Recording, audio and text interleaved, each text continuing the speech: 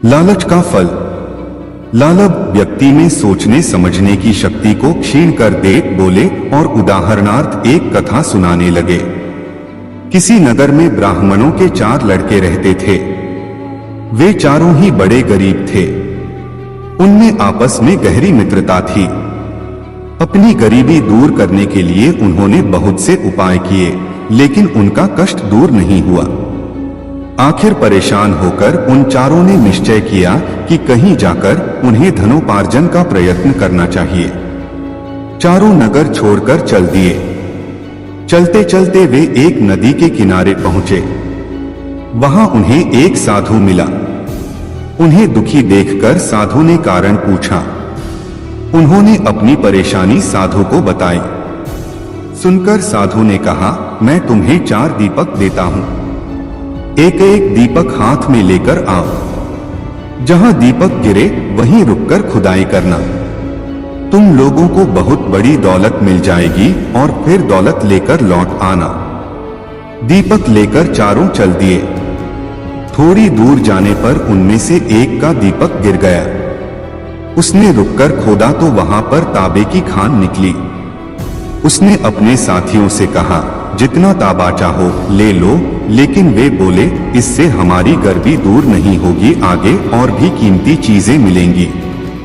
इतना कहकर वे चल दिए। कुछ दूर निकलते ही दूसरे का दीपक गिर गया। उसने वहां खोदा तो चांदी की खान निकली। दूसरे साथी ने बाकी 2 से कहा, लो चांदी ले लो, पर नहीं माने।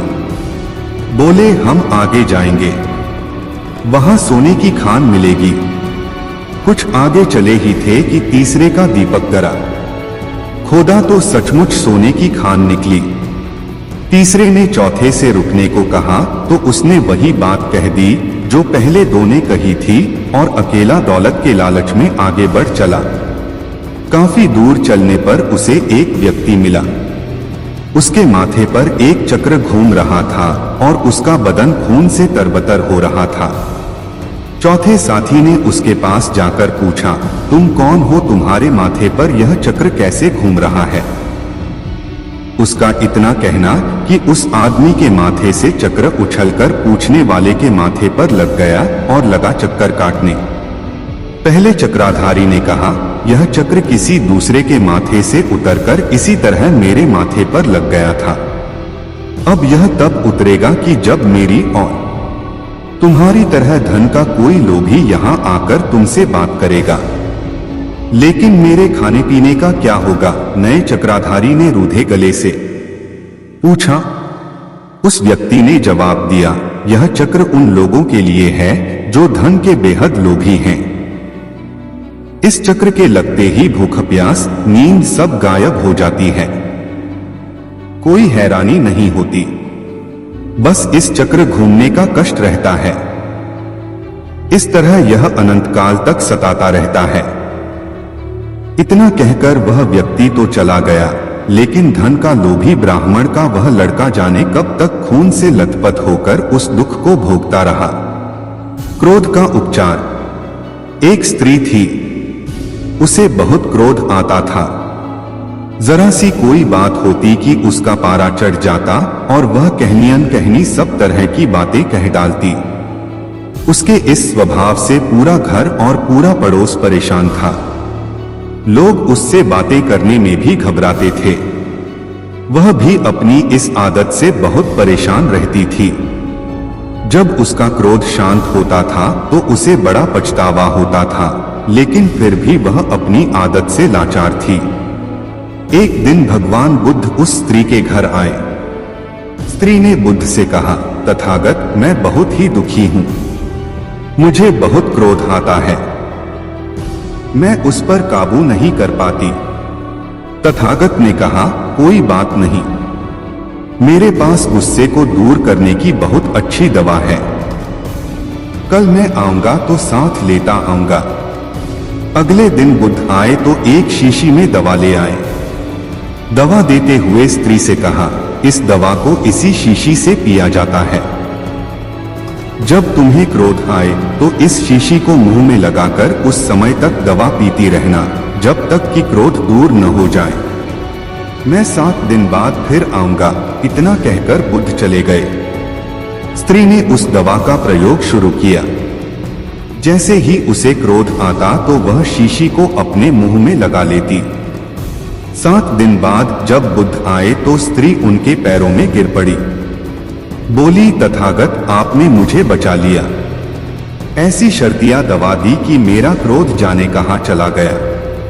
कृपा करके इतना बता दीजिए कि आपने कौन सी दवा दी थी। बुद्ध ने हंसकर कहा, पगली, शीशी में कुछ नहीं था, पानी था।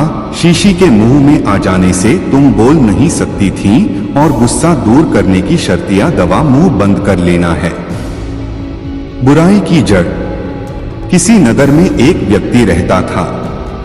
उसके आंगन में एक पौधा उग आया। कुछ दिनों बाद वह पौधा बड़ा हो गया और उस पर फल लगे। एक दिन एक फल पककर नीचे गिरा। उसे एक कुत्ते ने मुंह में दबा लिया। देखते देखते कुत्ते के प्राण निकल गए। आदमी ने सोचा, होगी कोई बात। उसका ध्यान फल की ओर नहीं गया। कुछ समय बाद पड़ोसी का लड़का आया। बढ़िया फल देखकर उसका मन ललचाया। उसने एक फल तोड़ा और जैसे ही दांत से काटा कि वह बेजान होकर गिर पड़ा। अब वह व्यक्ति समझ गया कि यह विषवृक्ष है। उसे बड़ा गुस्सा आया। उसने कुल्हाड़ी ली और वृक्ष के सारे फल काट काट कर गिरा दिए। लेकिन थोड़े दिन बाद फिर फल उग आए और इस बार पहले से भी बड़े बड़े फल लगे। उसने फिर कुल्हाड़ी उठाई और एक एक शाखा को काट डाला। न रहेगा बांस, न बजेगी बांसुरी।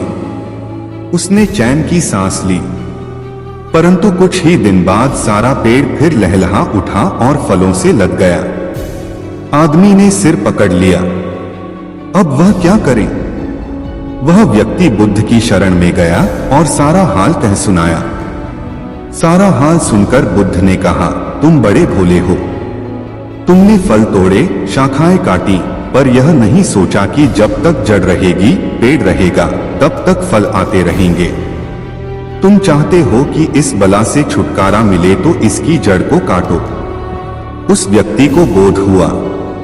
तब उसने समझा कि बुराई की ऊपरी काट छांट से वह नहीं मिटतो, उसकी जड़ काटनी चाहिए। उसने कुल्हाड़ी लेकर पेड़ की जड़ को काट दिया और हमेशा के लिए चिंता से मुक्त हो गया। सुख और शांति। 10,000 साल पहले की घटना है। युद्ध एक गांव में ठहरे हुए थे। एक व्यक्ति उनके पास आया और बोला, भंते, तुम 30 साल से लोगों को शांति, सत्य और मोक्ष की बात समझा रहे हो, लेकिन कितने लोग हैं जिन्हें मोक्ष प्राप्त हो गया? बुद्ध उसकी बात सुनकर बोले, तुम आकर मिलो, तब तुम्हारी बात का जवाब दूंगा, लेकिन एक काम करना। क्या? उस व्यक्ति ने पूछा। बुद्ध ने कहा, सारे गांव का चक्कर लगाकर लोगों से लिखवा लाना कि कौन कौन शांति चाहते हैं, कौन सत्य और कौन मोक्ष। आपने यह अच्छा कहा भंते। वह आदमी चकित होकर बोला, कौन होगा ऐसा अभागा जो इन चीजों को नहीं चाहेगा? बुद्ध ने कहा, तुम एक बार पता तो लगाओ कि कौन आदमी किस चीज की कामना करता है। उस व्यक्ति ने घंटों गांव में चक्कर लगाया, लेकिन एक भी आदमी ऐसा नहीं मिला जो शांति, सत्य और मोक्ष चाहता हो। किसी ने कहा, मुझे रोगों से छुटकारा चाहिए। किसी ने कहा, मुझे संतान चाहिए। किसी ने कहा, मुझे नौकरी चाहिए। किसी ने कहा, मुझे लंबी उम्र चाहिए। वह व्यक्ति हैरान रह गया। फिर बुद्ध के पास लौट आया। बोला, यह तो बड़ा अजीब गांव है महाराज।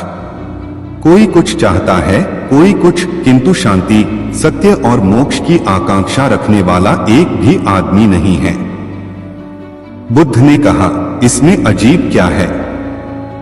हम में से ज्यादातर लोग सुख चाहते हैं, शांति नहीं, और सुख पाने के लिए शांति के उल्टे रास्ते पर चलते हैं। सुख मार्ग शांति का मार्ग नहीं है। मन की महिमा। एक बार भगवान बुद्ध के 2 शिष्य उनसे मिलने जा रहे थे।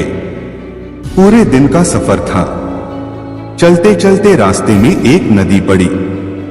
उन्होंने देखा कि उस नदी में एक स्त्री डूब रही है। बौद्ध भिक्षुओं के लिए स्त्री का स्पर्श वर्जित माना जाता है। ऐसी दशा में क्या हो? उन दोनों भिक्षुओं में से एक ने कहा, हमें धर्म की मर्यादा का पालन करना चाहिए। स्त्री डूब रही है तो डूबे, हमें क्या? लेकिन दूसरा भिक्षु अत्यंत दयावान था। उसने कहा, हमारे रहते कोई इस तरह मरे, यह तो मैं सहन नहीं कर सकता। इतना कहकर वह पानी में कूद पड़ा और डूबती स्त्री को पकड़ लिया। कुछ समय पश्चात कंधे का सहारा देकर किनारे पर ले आया। दूसरे भिक्षु ने उसकी बड़ी भर्त्सना की। रास्ते भर वह कहता रहा कि मैं जाकर तथागत से कहूंगा कि आज तुमने मर्यादा का उल्लंघन करके कितना बड़ा पाप किया है। दोनों बुद्ध के सामने पहुंचे तो दूसरे भिक्षु ने एक सांस में सारी बात कह सुनाई। भंते, मैंने इसको बहुत रोका पर यह माना ही नहीं। बड़ा भयंकर पाप किया है इसने। बुद्ध ने उसकी बात बड़े ध्यान से सुनी, फिर पूछा, इस भिक्षु द्वारा उस स्त्री को कंधे पर बाहर लाने में कितना समय लगा होगा? कम से कम 15 मिनट तो लग ही गए होंगे। अच्छा, बुद्ध ने पूछा, इस घटना के बाद यहाँ आने में तुम लोगों को कितना समय लगा? भिक्षु ने हिसाब लगाकर उत्तर दिया, यही कोई 6 घंटे। बुद्ध ने कहा, भले आदमी, इस बेचारे ने तो स्त्री को 15 मिनट ही अपने कंधे पर रखा, लेकिन तू तो उसे 6 घंटे से अपने मन में बिठाए हुए है। बोल, दोनों में बड़ा पापी कौन है? बेचारा भिक्षु निरुत्तर हो गया। वह समझ गया कि मन की बड़ी महिमा है। क्रोध सबसे बड़ा शत्रु। एक भगवान बुद्ध क्रोध को व्यक्ति का सबसे बड़ा शत्रु मानते थे। इसी विषय पर भगवान बुद्ध ने अपने शिष्यों को उपदेश देते हुए एक उदाहरण प्रस्तुत किया। एक पंडित जी महाराज क्रोध न करने पर उपदेश दे रहे थे। कह रहे थे, क्रोध आदमी का सबसे बड़ा दुश्मन है, उससे आदमी की बुद्धि नष्ट हो जाती है। जिस आदमी में बुद्धि नहीं रहती वह पशु बन जाता है। लोग बड़ी श्रद्धा से पंडित जी का उपदेश सुन रहे थे। पंडित जी ने आगे कहा, क्रोध चांडाल होता है, उससे हमेशा बचकर रहो। भीड़ में एक और एक जमादार बैठा था, जिसे पंडित जी प्रायः सड़क पर झाड़ू लगाते हुए देखा करते थे। अपना उपदेश समाप्त करके जब पंडित जी जाने लगे तो जमादार भी हाथ जोड़कर खड़ा हो गया। लोगों की भक्ति भावना से फूले हुए पंडित भीड़ के बीच में से आगे बढ़ रहे थे। इतने में पीछे से भीड़ का रेला आया और पंडित जी गिरते गिरते बचे। इस धक्के में वे गए। फिर क्या था, उनका पारा चढ़ गया। बोले, दुष्ट, तू ये 69/167 मरा। मैं भोजन करने जा रहा था, तूने छूकर मुझे गंदा कर दिया। अब मुझ स्नान करना पड़ेगा। उन्होंने जमादार को जी भरकर गालियां दी। असल में उनको बड़े जोर की भूख लगी थी और वे जल्दी जल्दी यजमान के घर पहुंचना चाहते थे। पास हो में गंगा नदी थी। लाचार होकर पंडित जी उस ओर तेजी से लपके। तभी देखते हैं कि जमादार उनसे आगे आगे चला जा रहा है। पंडित जी ने कड़क कर पूछा, क्यों रे जमादार के बच्चे, तू कहां जा रहा है? जमादार ने जवाब दिया, नदी में नहाने। अभी आपने कहा था न कि क्रोध चांडाल होता है। मैं उस चांडाल को छू गया, इसलिए मुझे नहाना पड़ेगा। पंडित जी को जैसे काठ मार गया। वे आगे एक भी शब्द न कह सके और जमादार का मुंह ताकते रह गए। भगवान बुद्ध की कथा सुनकर शिष्य अपनी हंसी न रोक सके और सभी खिलखिलाकर हंस दिए। बुराई की जड़। किसी सी नगर में एक व्यक्ति रहता था। उसके आंगन में एक पौधा उग आया। कुछ दिनों बाद वह पौधा बड़ा हो गया और उस पर फल लगे। एक दिन एक फल पककर नीचे गिरा। उसे एक कुत्ते ने मुंह में दबा लिया। देखते देखते कुत्ते के प्राण निकल गए। आदमी ने सोचा, होगी कोई बात। उसका ध्यान फल की ओर नहीं गया। कुछ समय बाद पड़ोसी का लड़का आया। बढ़िया फल देखकर उसका मन ललचाया। उसने एक फल तोड़ा और जैसे ही दांत से काटा कि वह बेजान होकर गिर पड़ा। अब वह व्यक्ति समझ गया कि यह विषवृक्ष है। उसे बड़ा गुस्सा आया। उसने कुल्हाड़ी ली और वृक्ष के सारे फल काट काट कर गिरा दिए। लेकिन थोड़े दिन बाद फिर फल उग आए और इस बार पहले से भी बड़े बड़े फल लगे। उसने फिर कुल्हाड़ी उठाई और एक एक शाखा को काट डाला। न रहेगा बांस न बजेगी बांसुरी। उसने चैन की सांस ली। परंतु कुछ ही दिन बाद सारा पेड़ फिर लहलहा उठा और फलों से लद गया। आदमी ने सिर पकड़ लिया। अब वह क्या करे? वह व्यक्ति बुद्ध की शरण में गया और सारा हाल कह सुनाया। सारा हाल सुनकर बुद्ध ने कहा, तुम बड़े भोले हो। तुमने फल तोड़े, शाखाएं काटी, पर यह नहीं सोचा कि जब तक जड़ रहेगी, पेड़ रहेगा, तब तक फल आते रहेंगे। तुम चाहते हो कि इस बला से छुटकारा मिले तो इसकी जड़ को काटो। उस व्यक्ति को बोध हुआ। तब उसने समझा कि बुराई की ऊपरी काट छांट से वह नहीं मिटती, उसकी जड़ काटनी चाहिए। उसने कुल्हाड़ी लेकर पेड़ की जड़ को काट दिया और हमेशा के लिए चिंता से मुक्त हो गया। प्रेम का अमोघ अस्त्र। कौशल देश में एक बड़ा ही बंधार डाकू रहता था। उसका नाम था अंगुलिमाल। लोगों को मार मार कर उनकी अंगुलियों की माला उसने अपने गले में डाल रखी थी, इसलिए उसका नाम अंगुलिमाल पड़ा। उन दिनों कौशल में राजा प्रसेनजित राज करता था। अंगुलिमाल के आतंक से वह बेहद परेशान था। उसे पकड़ने के लिए उसने अपनी पूरी सेना तैनात कर रखी थी, अस्त्र शस्त्रों का उपयोग किया, लेकिन अंगुलिमाल उनके हाथ नहीं आया। एक बार राजा प्रसेनजित 500 सैनिकों को लेकर अंगुलिमाल को पकड़ने के लिए इधर उधर दौड़ धूप कर रहा था। उसे पता चला कि भगवान बुद्ध वहां विहार कर रहे हैं। वह उनके पास गया। उसके चेहरे पर हवाइयां उड़ रही थीं। बुद्ध ने कहा, क्या बात है? इतने परेशान क्यों दिखाई दे रहे हो? क्या किसी राजा ने तुम पर आक्रमण कर दिया है? प्रसेनजित बोला, भंते, किसी ने हमला नहीं किया। मेरे राज्य में अंगुलिमाल डाकू ने तबाही मचा रखी है। मैं उसी को पकड़ने की दिन रात कोशिश कर रहा हूं। बुद्ध ने मुस्कुराकर कहा, वह तुम्हारी पकड़ में नहीं आया। अच्छा, यह बताओ कि यदि वह धर्मात्मा के रूप में तुम्हारे सामने आए तो तुम क्या करोगे? मैं उसका स्वागत करूंगा और उसकी सेवा तथा रक्षा करूंगा, प्रसेनजित ने कहा। तब बुद्ध ने पास बैठे व्यक्ति की बांह पकड़कर उसे राजा के सामने कर दिया। बोले, यह रहा अंगुलिमाल। प्रसेनजित को काटो तो खून नहीं। वह थर-थर कांपने लगा।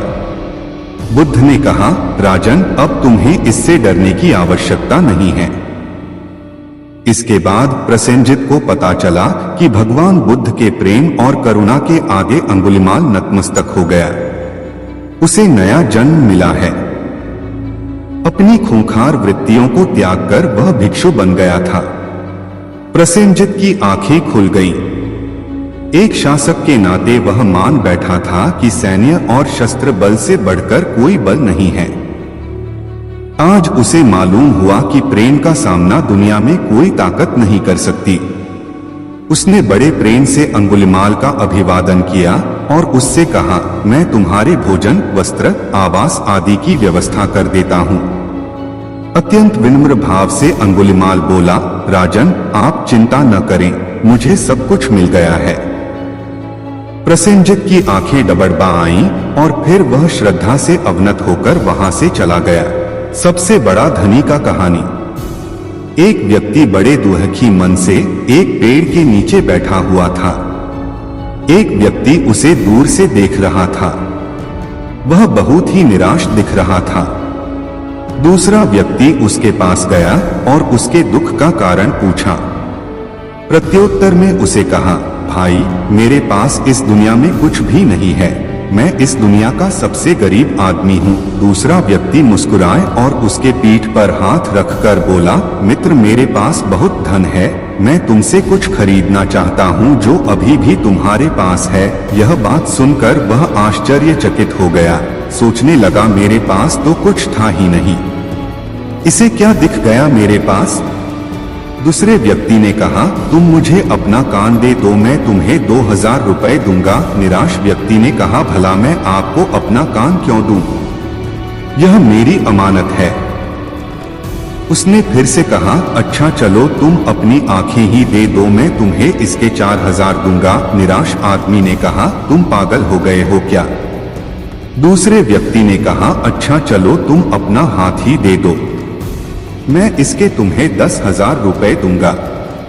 निराश व्यक्ति ने कहा, तुम कैसी बात कर रहे हो? दूसरे व्यक्ति ने कहा, मित्र इस संसार में नियति ने तुम्हें अमूल्य रत्न दिए हैं, ये स्वयं ही तुम्हारे लिए अमूल्य धन है, इसकी महत्ता को समझो, यही तुम्हारे धनी होने का साधन है और इस संसार में तुम पहले से ही बहुत धनाढ्य हो। स्वयं को पहचानो मित्र। दोस्तों, मनुष्य की पहचान उसके कर्मों से होती है। महान व्यक्ति की पहचान उसके परिधान से नहीं की जा सकती है। वास्तविक धनी होना धनाढ्य होने से नहीं होता, हृदय का धनी होना ही वास्तविक धनाढ्य होना कहलाता है। इसलिए दोस्तों, अपने हृदय में सदैव सच्चाई रखें, यही सही मायने में आपके व्यक्तित्व को निखरता है। सबसे बड़ा धनी। एक दिन भगवान बुद्ध अकेले ही भ्रमण कर रहे थे। एक व्यक्ति को बहुत ही दीन और ईरान देखकर उन्होंने पूछा, क्यों भाई, क्या बात है? वह बोला, मैं बहुत ही गरीब हूं और मेरे पास कुछ भी नहीं है। कुछ भी नहीं है? बुद्ध ने अचरज से पूछा, तुम सच नहीं बोल रहे हो? नहीं, मैं आपसे ठीक कहता हूं। अच्छा तो तुम एक काम करो, बुद्ध ने कहा, तुम्हारे पास 2 कान हैं, एक कान काटकर मुझे दे दो, मैं इसके बदले में 1000 सिक्के दूंगा। नहीं, मैं अपना कान नहीं दे सकता। तो अपनी 2 आंखों में से एक आंख दे दो, इसके 5000 सिक्के दे सकता हूं। नहीं, मैं ऐसा नहीं कर सकता। अच्छा तो एक हाथ ही दे दो 10,000 सिक्के के बदले। जी नहीं, यह नहीं हो सकता। तब बुद्ध ने कहा, फिर तुम कैसे कहते हो कि तुम्हारे पास कुछ भी नहीं है? तुम्हारे पास 1 दूने 2 यानी 2000 से ज्यादा के कान हैं, 5 दूने 10, 10,000 से ज्यादा की आंखें हैं और 10 दूने 20, 20,000 से ज्यादा के हाथ हैं। जब कान, आंख और हाथ का इतना मूल्य है तो पूरे शरीर का जाने कितना होगा। व्यक्ति चुप हो गया। बुद्ध ने कहा, देखो तुम्हारे पास कितनी बड़ी दौलत है। जिसके पास अच्छी अच्छी बातें सुनने के लिए कान हो, अच्छी अच्छी चीजें देखने के लिए आंखें हो, अच्छे अच्छे काम करने के लिए हाथ हो, भला उससे बढ़कर धनी और कौन हो सकता है? सच्चा साधु। एक व्यक्ति अकेला रहता था। एक दिन उसको विचार आया कि अकेले पूरी जिंदगी कैसे बीतेगी, किसी अनाथ बच्चे को गोद ले लिया जाए। अगले दिन वह सुबह उठा और सीधे एक अनाथालय पहुंच गया। उसने एक 8 साल के बच्चे को चुना और उसको घर ले आया। उसने उसका नाम मनसापूर्ण रखा। वह रोज ऑफिस जाने से पहले मनसापूर्ण के लिए खाना बनाकर रख जाता। मनसापूर्ण बिल्कुल शांत, कम बोलने वाला था और एकांत में बैठा रहता था। इस व्यक्ति को उसके साथ रहकर कुछ आध्यात्मिक अनुभव होने लगे। कभी कोई झरना गिरने की आवाज सुनाई देती तो कभी कोई बिजली कड़कने की चमचमाहट। यह शुरू में तो डरने लगा, मगर जब मनसापूर्ण को देखता कि वह शांत है, जैसे कुछ हुआ ही नहीं, तो यह भी चुप हो जाता। एक दिन शाम को जब यह ऑफिस से घर आया तो इसने देखा कि मनसापूर्ण घर पर नहीं है। इसने सारे घर में देखा, घर के बाहर चारों तरफ देखा, आवाजें लगाई, मगर मनसापूर्ण कहीं नहीं मिला। यह परेशान हो गया और उस रात बिना खाए पिए ही सो गया। अगले दिन ऑफिस चला गया, मगर वहां मन नहीं लगा। किसी तरह शाम को घर पहुंचा, यह आश लिए कि शायद मनसा पूर्ण आ गया होगा, मगर निराशा ही हाथ लगी। एक हफ्ता बीत गया, मनसा पूर्ण नहीं आया। 3 महीने बीत चुके थे। यह उदास हो चुका था कि शायद इसकी जिंदगी में अकेलापन ही है। तभी रात में किसी ने दरवाजा खटखटाया। यह उत्सुकतावश दरवाजे पर लपका और देखा कि एक साधु मनसा पूर्ण को साथ लेकर आए थे। उसने दोनों को अंदर बुलाया। साधु का आदर सत्कार कर दोनों को भोजन कराया। तब साधु ने कहा कि यह जो तुम बच्चा लाए थे, यह एक सिद्ध पुरुष है। जब हमें अंतर्दृष्टि से यह अनुभव हुआ, तब तक आप इनको यहां ला चुके थे। हमारे पूर्व गुरु महाराज ने कहा था कि आने वाले गुरु आपके अंदर दिखाई देंगे। हम उसी इंतजार में थे। जिस दिन हमें रात को अनुभव हुआ कि गुरुदेव वहां अनाथाश्रम में प्रकट हुए हैं, हम वहां गए तो पता लगा कि आप उनको यहां ले आए हैं। साधु ने उस व्यक्ति को कहा कि तुम अगर चाहो तो इन्हें गुरु रूप में स्वीकार कर सकते हो। मैं इनको इनके आश्रम दिखाने ले गया था। तुम चाहो तो हमारे साथ चल भी सकते हो। तब उस व्यक्ति को उस बच्चे के साथ बीते कुछ दिन याद आए और वह आवाजें और प्रकाश के झोंके याद आने लगे। उसको अपनी प्रसन्नता और बिना किसी कारण के आनंद का अनुभव याद आया था। और इस बच्चे के जाने के बाद के दिनों की निराशा और दुख भी याद आने लगा। और जैसे ही उसने मनसा पूर्ण की तरफ देखा, उसे अपार ऊर्जा का अनुभव होने लगा जो उसके मस्तक पर चमक रही थी। उसने तुरंत मनसा पूर्ण को गुरु रूप में स्वीकार कर लिया और उनके चरण छुए, दीक्षा ली और फिर वह तीनों आश्रम के लिए चल पड़े। जिंदगी में कब बदलाव आ जाए कोई नहीं जानता। अपनी जिंदगी को साफ सुथरा रखना चाहिए। किसी भी समय आपके ऊपर किसी बुद्ध पुरुष की कृपा हो सकती है और पूरा जीवन बदल जाता है। सच्चा साधु। एक दिन एक शिष्य भगवान बुद्ध के पास गया। प्रणाम निवेदन करके बोला, भंते, मैं देश में घूमना चाहता हूं, आपके आशीर्वाद का अभिलाषी। बुद्ध ने कहा, देश में अच्छे व बुरे दोनों प्रकार के लोग हैं। बुरे लोग तुम्हारी निंदा करेंगे और गालियां देंगे, तुम्हें कैसा लगेगा? शिष्य ने उत्तर दिया, मैं समझेगा कि वे बड़े भले हैं, क्योंकि उन्होंने मुझ पर धूल नहीं फेंको।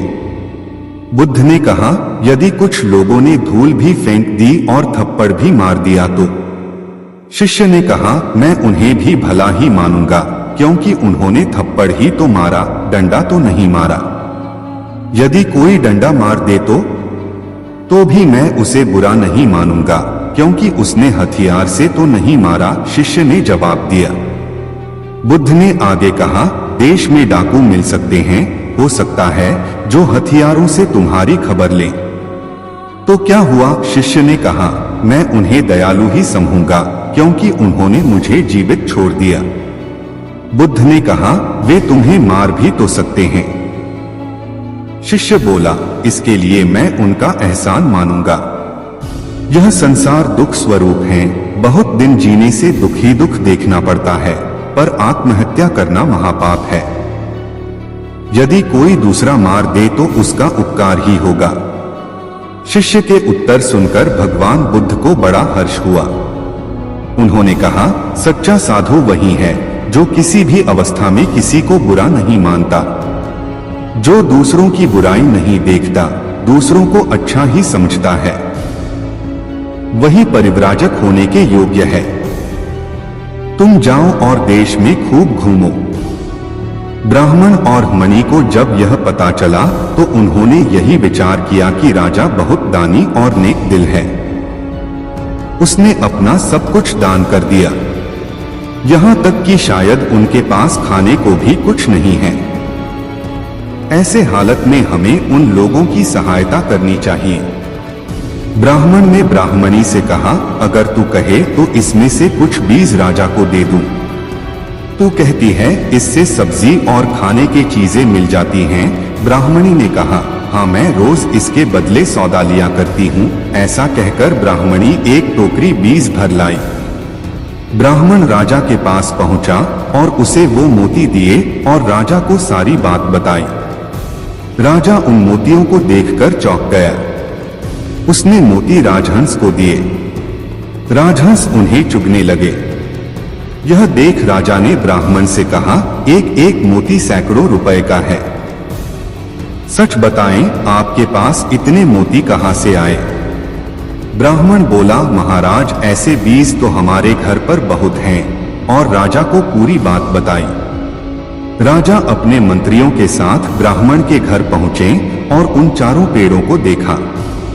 पूछताछ में उन सिक्कों वाली बात सामने आ गई।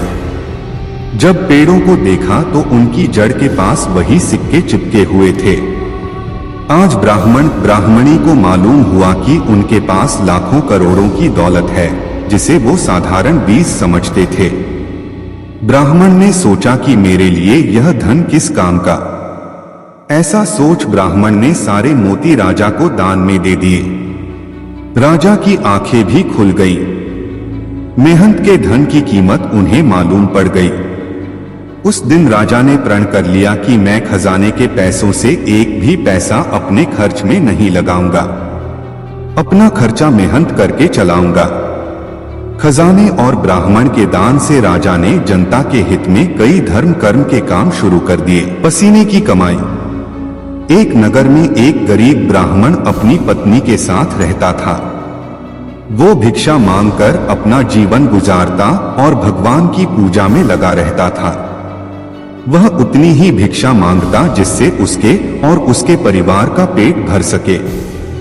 उस नगर का राजा बहुत धनवान और ब्राह्मणों का आदर करने वाला था। राजा किसी भी ब्राह्मण को अपने महल से खाली हाथ नहीं जाने देता था।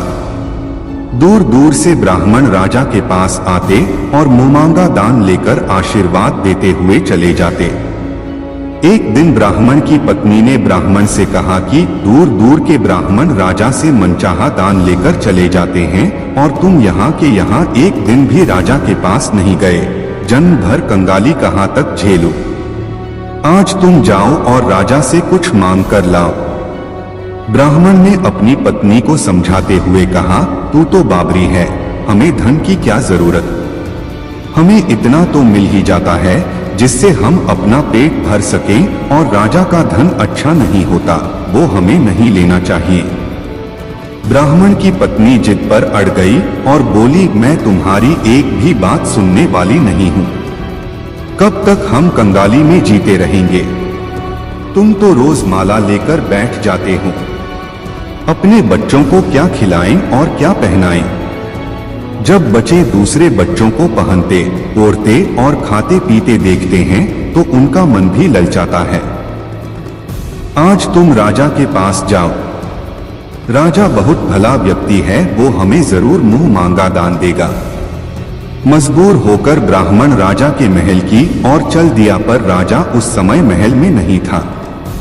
ब्राह्मण को वापस लौटना पड़ा।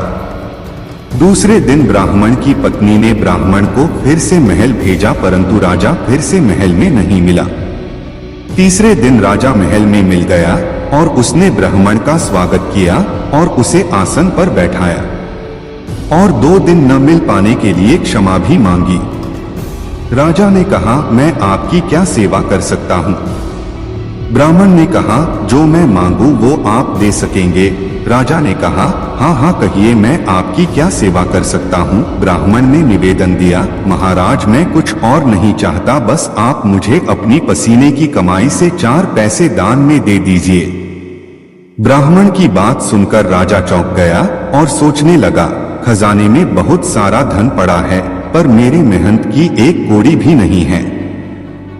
राजा ने ब्राह्मण से कहा, आप मुझे 1 दिन का समय दे, मैं कल आपको आपका मुंह मांगा दान दे दूंगा। ब्राह्मण को जब खाली हाथ देखा तो पत्नी बोली, क्या हुआ? राजा ने कुछ नहीं दिया। ब्राह्मण बोला, राजा ने कल देने के लिए कहा है। ब्राह्मण की पत्नी सोचने लगी, शायद इन्होंने बहुत सारा धन मांगा होगा और राजा को इसकी व्यवस्था करने में समय लग रहा होगा, इसीलिए कल बुलाया है। दूसरी ओर राजा ने अपने राजसी कपड़े बदलकर फटे पुराने कपड़े पहने और मजदूर जैसा भेष बना लिया। जब राजा की पत्नी ने देखा और कारण पूछा तो राजा ने सब कुछ बताया। रानी बोली, मैं भी आपके साथ चलूंगी। राजा के हाँ कहने पर रानी भी पुरानी साड़ी पहनकर आ गई। इस प्रकार राजा रानी मजदूरी की तलाश में शहर निकले। लुहारों के मोहल्ले में जाकर राजा ने आवाज लगाई, किसी को मजदूर चाहिए मजदूर। आखिर एक लुहार ने उन्हें बुला लिया जो पहिए पर हाल चढ़ाने की तैयारी कर रहा था।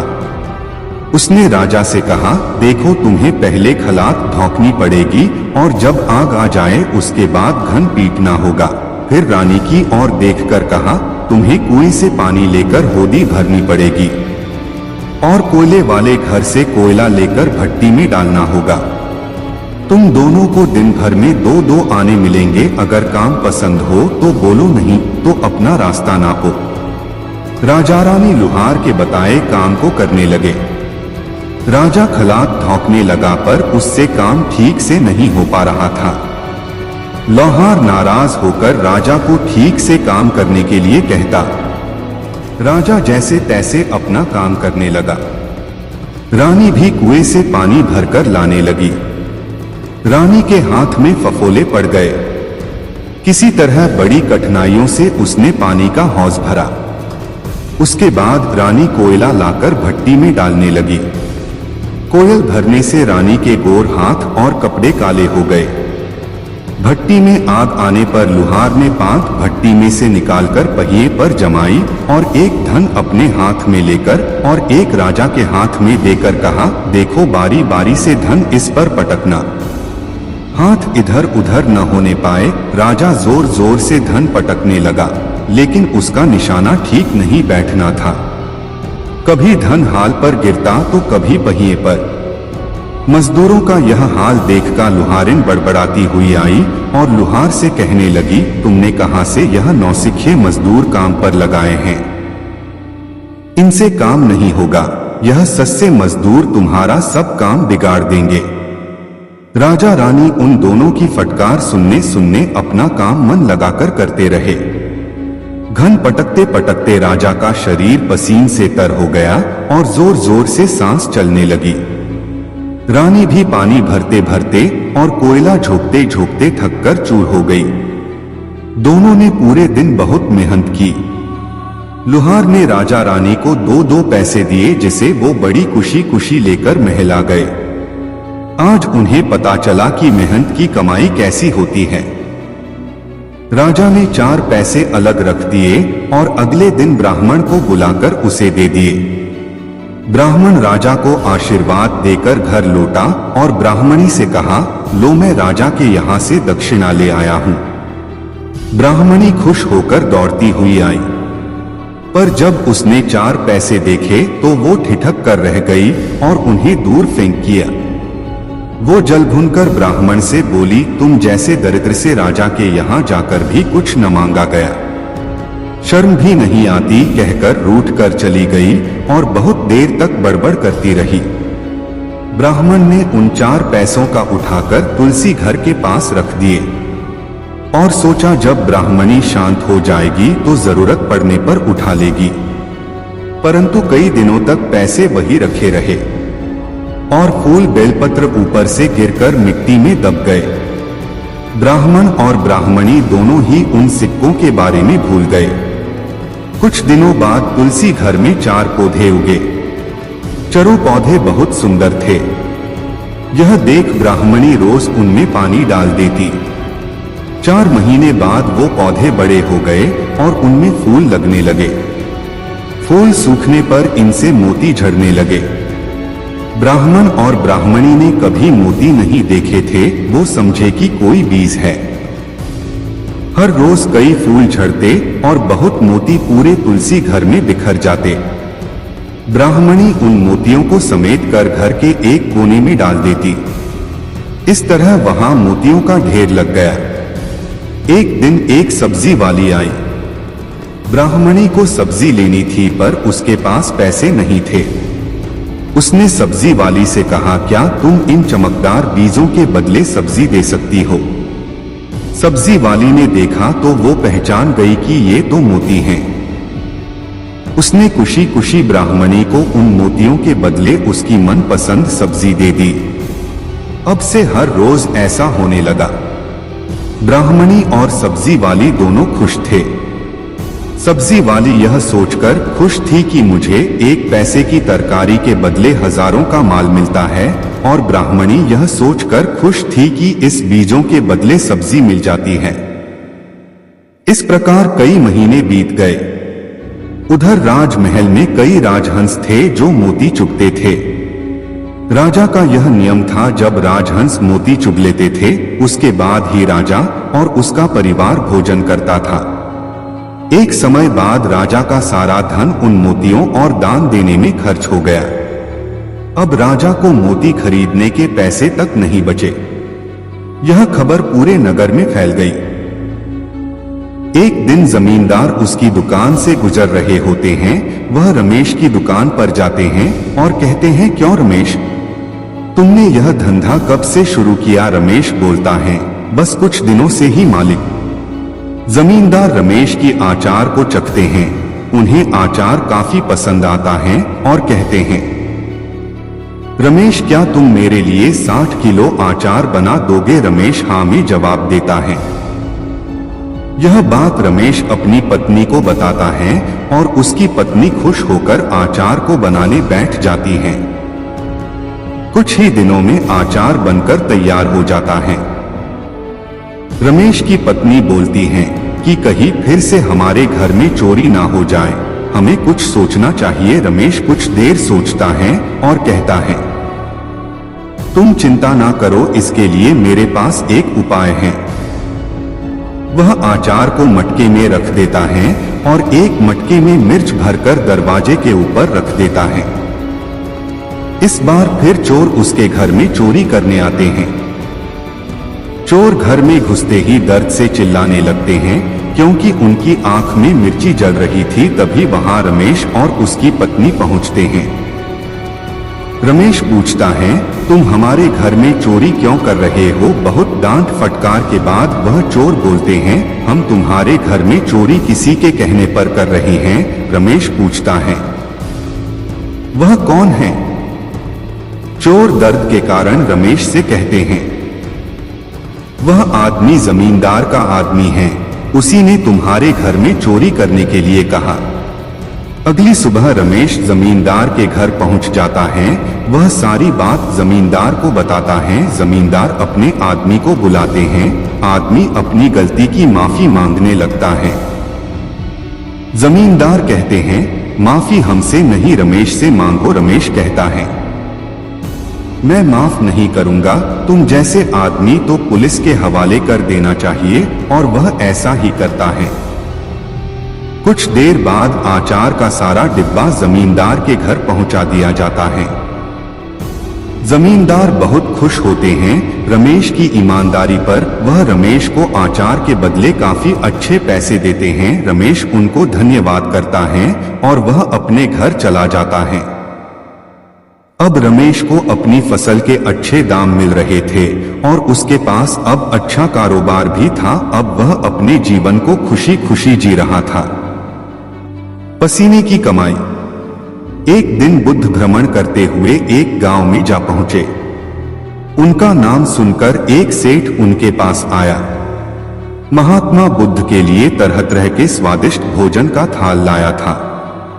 बुद्ध ने थाल की ओर देखा और खाना खाने से इनकार कर दिया। इतने में एक लुहार वहां आया। वह जौ की 2 रूखी रोटियां लाया था। बुद्ध ने वे रोटियां ले ली और बड़े आनंद के साथ खाने लगे। सेठ ने आश्चर्य से बुद्ध की ओर देखा। उसे बड़ा बुरा लगा। कहां वह, कहां लुहार, कहां उसका लाया भोजन और कहां लुहार की 2 मोटी मोटी रोटियां। जब बुद्ध भोजन कर रहे थे तो सेठ से न रहा गया।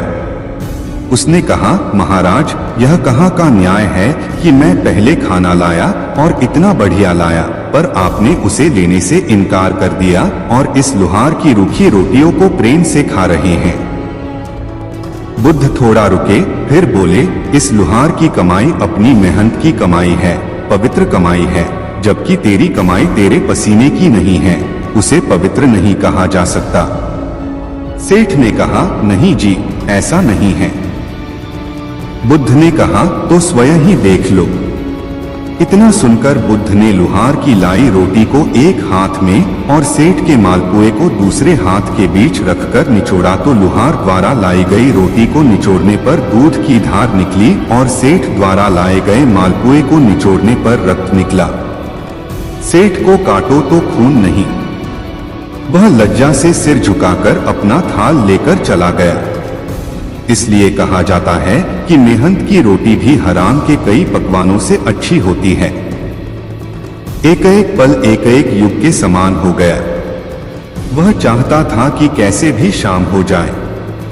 शाम हुई और रात भी हो गई, लेकिन उसकी इच्छा पूरी नहीं हुई। मोहरें मिलना तो दूर, हाथ में आई मोहर भी चली गई। वह सिर धुनने लगा। तभी आकाशवाणी हुई, सेठ याद रख, त्याग फलता है, लोभ छलता है। कथा सुनकर शिष्य त्याग और लोभ का मर्म जान गए। मेहनती किसान। बहुत समय पहले की बात है। रामपुरी नगरी में एक गरीब किसान रमेश और अपनी पत्नी सुनीता के साथ रहता था। उसकी फसल पूरे गांव में सबसे अच्छी होती थी। वह फसल उगाने के साथ साथ सब्जियां भी बेचा करता था। दिन भर खेत में काम करता और शाम को सब्जियां बेचता। एक दिन वह सुबह सुबह उठता है और अपने पत्नी से कहता है, सुनीता, मैं खेत में काम करने जा रहा हूं, तुम मेरे लिए खाना लाना। उसकी पत्नी कहती है, ठीक है। वह अपने खेत में काम करने के लिए चला जाता है। खेत में काम कर ही रहा था, तभी उसे दो आदमी अपनी मेड़ पर आते हुए दिखाई देते हैं। वह उस गांव के जमींदार थे। रमेश के पास आकर जमींदार जी बोलते हैं, मैंने सुना है कि तुम पूरे गांव में सबसे अच्छी फसल उगाते हो, क्या तुम अपनी फसल मुझे बेचोगे? मैं तुम्हारी फसल को अच्छे दामों पर लूंगा। किसान रमेश बोलता है, क्यों नहीं मालिक, यह तो मेरी खुशी की बात है जो मैं अपना अनाज आपको अच्छे दाम पर बेचूं। जमींदार जी बोलते हैं, ठीक है, फसल पक जाने पर हमारे कुछ आदमी आकर तुम्हारे फसल को काटकर तुम्हारे घर पहुंचा देंगे। रमेश कहता है, ठीक है मालिक। कुछ देर बीते ही थे कि उसकी पत्नी रमेश के पास खाना लेकर आती है। रमेश खुशी से बोलता है, अभी थोड़ी देर पहले जमींदार साहब आए थे, उनको हमारी फसल चाहिए, वह हमें अपनी फसल की अच्छी कीमत देंगे। यह सुनकर सुनीता बहुत खुश होती हैं। दोनों साथ काम कर घर चले जाते हैं। रमेश अपने खेत में कड़ी मेहनत कर अच्छी फसल उगाता है। उसकी फसल सोने जैसे चमक रही थी। यह देखकर वह बहुत खुश होता है, क्योंकि इस बार उसे फसल की अच्छे दाम मिलेंगे। फसल पककर तैयार हो जाती है। रमेश हंसिया लेकर अपने खेत में जा पहुंचता है फसल काटने के लिए। तभी वहां कुछ जमींदार के आदमी आते हैं। वह भी फसल कटाई करने में उसकी मदद करते हैं। कुछ समय बाद फसल की कटाई कर अनाज निकल जाता है और अनाज की बोरी बनाकर रमेश के घर पहुंचा दिया जाता है। जमींदार के आदमी रमेश से कहता है, मालिक के आदमी आएंगे कल, वो तुम्हारी अनाज को ले जाएंगे। रमेश और सुनीता रात का भोजन करके सो जाते हैं। उनके घर में उसी रात चोर आकर उनके सारे अनाज को चुरा ले जाते हैं। जब सुबह उन दोनों को चोरी का पता लगता है, वह दोनों बहुत उदास हो जाते हैं। वह यह सोचता है कि जब जमींदार का आदमी आएगा तो मैं उसे क्या जवाब दूंगा। थोड़ी देर बाद जमींदार का आदमी आता है और रमेश से कहता है, लाओ रमेश अपना फसल दो। रमेश उदास मन से कहता है, मेरी अनाज चोरी हो गई। क्या तुम्हारी अनाज चोरी हो गई? तुम शीघ्र ही मलिक के पास चलो। रमेश कहता है, ठीक है। वह दोनों जमींदार के पास जाते हैं। जमींदार साहब, मेरी अनाज किसी ने रात को चोरी कर ली। जमींदार बोलता है, तुम अधिक पैसों के लालच में अपनी अनाज किसी और को तो नहीं बेच दी? रमेश कहता है, नहीं मालिक, मैं ऐसा करके इस गांव से कहां जाऊंगा। अगर मैं ऐसा करूंगा तो कभी ना कभी आपको यह बात अवश्य ही पता चलेगी। जमींदार कहते हैं, ठीक है रमेश, कोई बात नहीं, तुम मुझे अगली बार अपनी अनाज बेच देना। रमेश उदास मन से अपने घर वापस लौट जाता है। रमेश अब शाम को सब्जियां बेचने जाता। सब्जियां बेचकर वह अपने घर का खर्च चलता। रात का भोजन करते समय सुनीता बोलती हैं, सब्जियां बेचकर हमारा गुजारा नहीं हो सकता, हमें कोई और रास्ता सोचना होगा। रमेश आचार का टुकड़ा खाने के लिए उठाता है, तभी उसे एक उपाय सोचता है। वह सुनीता से कहता है, क्यों ना मैं आचार बेचने का काम शुरू करूं और तुम आचार भी अच्छा बनाती हो। सुनीता आचार बनाने में जुट जाती हैं और रमेश उन आचार को बाजार में बेचने जाता है। उस दिन आचार की बिक्री काफी अच्छी होती है। वह घर आकर अपनी पत्नी से कहता है, हमें आचार की मात्रा और बढ़ानी होगी, लोग तुम्हारे आचार को बेहद ही पसंद कर रहे हैं। सुनीता और अधिक आचार बनती हैं। रमेश उसे बाजार में बेचता। ऐसा करते करते वह एक आचार की दुकान खोल लेता है। अब सारे गांव के लोग उसके दुकान पर आचार खरीदने आते। धीरज और शांति का महत्व। एक दिन भगवान बुद्ध कहीं जा रहे थे। उनका शिष्य आनंद भी साथ था। वे पैदल चलते चलते बहुत दूर निकल गए। ज्यादा चलने के कारण वे थक गए थे। रास्ते में आराम करने के लिए एक पेड़ के नीचे रुक गए। भगवान बुद्ध को बहुत जोर की प्यास लगी। उन्होंने अपने शिष्य आनंद को पानी लाने के लिए कहा। पास में ही एक नाला बह रहा था। शिष्य आनंद वहां गया। थोड़ी देर में खाली हाथ लौट आया और बोला, भंते, उस नाले में से अभी अभी गाड़ियां निकली हैं। गाड़ियां निकलने के कारण पानी गंदा हो गया है और पानी पीने योग्य नहीं है। मैं अभी जाकर नदी से पानी लेकर आता हूं। नदी वहां से कुछ दूरी पर थी। बुद्ध ने कहा, नहीं, पानी नाले से ही लाओ। आनंद गया, पर पानी अब भी गंदला था। वह पुनः लौट आया। बोला, नदी दूर है तो क्या, मैं अभी दौड़कर पानी लेकर आता हूं। बुद्ध ने कहा, नहीं नहीं, पानी उस नाले से ही लाओ। बेचारा आनंद लाचार होकर तीसरी बार नाले पर गया तो देखता क्या है, कीचड़ नीचे जम गई है, पत्तियां इधर उधर हो गई हैं। पानी एकदम निर्मल है। वह खुशी खुशी पानी लेकर बुद्ध के पास आ गया। बुद्ध ने कहा, आनंद, आदमी के लिए धीरज और शांति बहुत आवश्यक है। बिना इनके निर्मलता प्राप्त नहीं होती। जहां चाह है वहां सुख नहीं। एक बार भगवान बुद्ध अपना चातुर्मास पाटलिपुत्र में व्यतीत कर रहे थे। उनका उपदेश सुनने के लिए बहुत से लोग आते थे। एक दिन की बात है कि प्रवचन के समय उनके शिष्य आनंद ने पूछा, भंते, आपके सामने हजारों लोग बैठे हैं, बताइए इनमें सबसे सुखी कौन है। बुद्ध ने कहा, वह देखो, सबसे पीछे दुबला सा फटेहाल जो आदमी बैठा है, वह सबसे अधिक सुखी है। यह सुनकर आनंद की समस्या का समाधान नहीं हुआ। उसने कहा, यह कैसे हो सकता है। बुद्ध बोले, अच्छा, अभी बताता हूं। उन्होंने बारी बारी से सामने बैठे लोगों से पूछा, तुम्हें क्या चाहिए। किसी ने धन मांगा, किसी ने संतान, किसी ने बीमारी से मुक्ति मांगी, किसी ने अपने दुश्मन पर विजय मांगी, किसी ने मुकदमे में जीत की प्रार्थना की। एक भी व्यक्ति ऐसा नहीं निकला जिसने कुछ न मांगा हो। अंत में उस फटेहाल आदमी की बारी आई। बुद्ध ने पूछा, कहो भाई, तुम्हें क्या चाहिए। उस व्यक्ति ने कहा, कुछ भी नहीं, अगर भगवान को कुछ देना ही है तो बस इतना कर दें कि मेरे अंदर कभी नई चाह ही पैदा न हो। मैं ऐसे ही अपने को बड़ा सुखी मानता हूं। तब बुद्ध ने कहा, आनंद, जहां चाह है वहां सुख नहीं हो सकता।